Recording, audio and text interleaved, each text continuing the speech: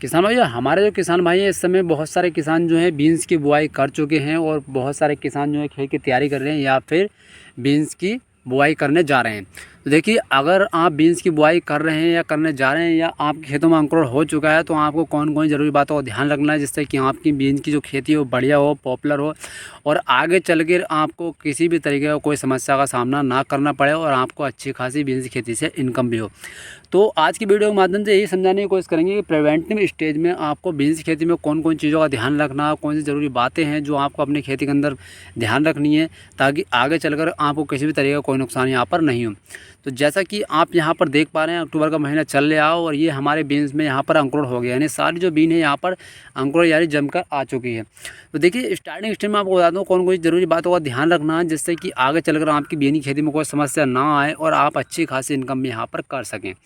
तो जैसे कि आपको देखिए, मैं थोड़ा लाइव दिखाऊं तो यहाँ पर आप देख सकते हैं कि बहुत ही बढ़िया जो है यहाँ पर अंकुरण हुआ है बीन्स का। तो देखिए, आपको ज़रूरी बातों का क्या ध्यान रखना है, जैसे कि आप जानते हैं अक्टूबर का महीना चल रहा है। जब अक्टूबर का महीना चल रहा है तो कहीं ना कहीं इस समय मौसम में थोड़ा सा चेंज हो रहा है।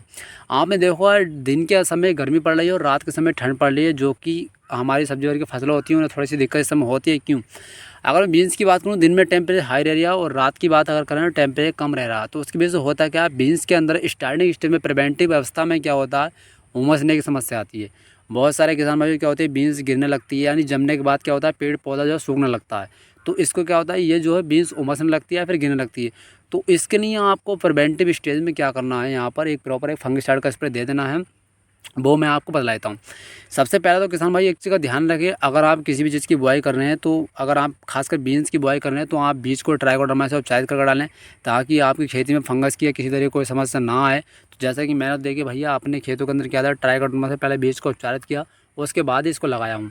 और लगाने से पहले एक चीज़ आपको ध्यान है, किलोरा का यूज़ जरूर करना है। आपको डीएपी के साथ में मिलाकर किलोरा का यूज़ जरूर करना, ताकि आपने देखा जब प्लांट में अंकुरण होता है तो बहुत छोटे छोटे कीट जो है प्लांट को खा लेते हैं और पेड़ पौधा जो है सूखने लगता है। तो अगर आप उसके अंदर किलोरा का यूज़ करते हैं तो ये आपकी समस्या खेत के अंदर नहीं आएगी और आपकी जो बीन्स है बहुत ही बढ़िया और एक्यूरेट यहाँ पर जम के आएगी।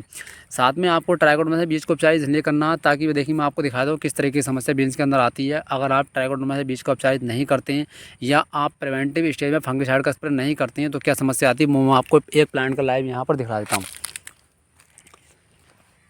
जैसा किसान भाई इस समय आप देख पा रहे हैं, ये जो पौधा है देखिए इस तरीके से ये गल चुका है। तो ये होती है प्रिवेंटिव स्टेज में, ये आप देख रहे हैं। अगर आप यहाँ पर ट्राइकोडर्मा से बीज को उपचारित नहीं करते हैं और कौन कौन सी गलती करते हैं इसकी वजह से समस्या आती है, वो ही मैं आपको बताता हूँ। सबसे पहली बात आपको क्या करना है, जब आप बीन्स की बुआई कर रहे हो, बुआई करने के बाद जैसे आपको सिंचाई करनी हो, तो आपको जो सिंचाई करनी है बहुत हल्की मात्रा में करनी है। जैसा कि यहाँ पर आप देख पा रहे हैं बहुत ही हल्की मात्रा में सिंचाई की, इससे प्लांट का जो अंकुरण होगा वही बढ़िया होगा और आगे चलकर इसमें किसी तरह की कोई समस्या नहीं आएगी। अगर आप अंकुरण से पहले क्या करते हैं, आपने बीन्स की बुआई के बाद ज़्यादा सिंचाई करी तो क्या होता है, पौधा मान जाता है कहीं ना कहीं पानी को, और उसकी वजह से क्या होता है कि आगे चलकर आपकी खेती में बीन्स में पीलापन और बहुत सारी समस्या आती हैं।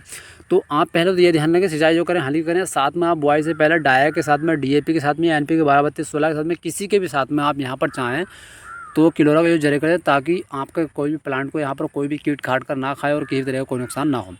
अब इसका बाद देखिए फंगिसाइड आपको कौन सा देना है वो मैं आपको बताता हूँ। जब आपकी बीन्स इस तरीके की हो जाए, जैसे कि आप यहाँ पर मेरी बीन्स देख पाना, तो यहाँ पर आपको प्रॉपर एक फंगिसाइड का स्प्रे कर देना है। उसके लिए मैं बता दूँ कौन सा फंगिसाइड यहाँ पर आपको डालना है। इसके लिए आपको जलोरा ले लेना है जो कि बास्फ कंपनी का आता है। साथ में आपको यहाँ पर थायोपेड मिथाइल ले लेना है, जिसको रोको भी हम बोलते हैं, वो यहाँ पर आपको ले लेना है। जलोरा आपको 1 ml 1 लीटर पानी के हिसाब से लेना है और रो को यहाँ पर आपको 1.5 ग्राम पर लीटर पानी के हिसाब से लेना है।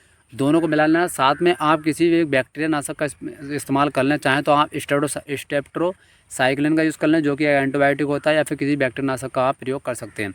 तो इन तीनों को मिलाकर आप प्रिवेंटिव स्टेज में शुरुआती अवस्था में स्प्रे कर दें, और स्प्रे जो करें सुबह सुबह करें, इस पर थोड़ा तर करके लगाएं, जिससे कि आपकी दवाई प्रॉपर जड़ के अंदर चली जाए। उससे हुआ क्या, जब दवाई आपकी जड़ के अंदर चली जाएगी तो प्रॉपर आपको रेट मिलेगा और आपकी बीन्स की खेती में प्रिवेंटिव अवस्था में किसी भी तरह का कोई नुकसान यहाँ पर नहीं होगा। तो ये चीज़ मैं अपनी खेती के अंदर कर चुका हूँ, तो मैं आपको बतला देता हूँ। तो इस तरीके से अगर आप करेंगे तो भैया कोई समस्या नहीं आएगी, कोई समस्या आपको नहीं आने वाली है, और आपके प्लांट में सूखने की समस्या वो भी खत्म होगी। साथ में आपकी बीन होगी आगे चलकर बढ़िया होगी, आप अच्छी खासी इनकम भी करेंगे। आपकी जो प्लांट की क्वालिटी होगी वो भी बढ़िया होगी, साथ में आपकी जो खेती होगी वो भी यहाँ पर बढ़िया होने वाली है। तो इन कुछ ज़रूरी ये बातें हैं जो आपको अपनी खेती के अंदर ध्यान रखनी है। बीन्स की बुआई करने से पहले अगर आप करने जा रहे हैं या फिर आप कर चुके हैं तो यहाँ पर एक फंगिसाइड का स्प्रे डाल दें आप फटाफट। और अगर ये आपने नहीं किया है तो पहले आप क्लोर डाल दें और साथ में ट्राइकोडर्मा से बीज को उपचारित करने के बाद ही लगाएं, जिससे कि आपकी खेती में किसी तरह की कोई समस्या यहाँ पर नहीं आए। तो किसान भाइयों को वीडियो अच्छी लगी तो वीडियो को लाइक कर दें और चैनल को सब्सक्राइब भी यहाँ पर कर दें। धन्यवाद।